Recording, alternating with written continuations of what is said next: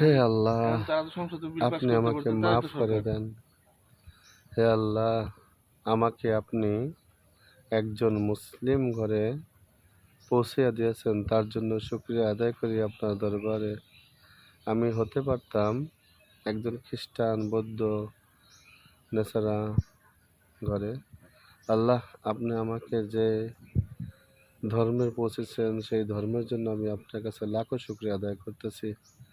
হে আমার লক্ষ্যকে আপনি পৌঁছে দেন। আমার লক্ষ্য অনুযায়ী আমাকে কাজ করার তৌফিক দেয়া দেন। রাস্তাকে সহজ করে দেন। ইমানে সে চলার তৌফিক দেয়া দেন। আপনার বরত্বের কথা বলতে পারি এইভাবে আমাকে সংগঠিত করেন। হযরত মুহাম্মদ মুস্তাফা সাল্লাল্লাহু আলাইহি সাল্লাম আমার নবী, আমি তার উম্মত হইয়া আমি কামিয়াবি।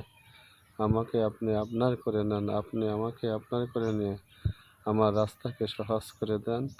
আমি জানি আপনারই গোলাম হতে পারি। আমাকে আপনি এইভাবে কবুল করে নেন। আমিন।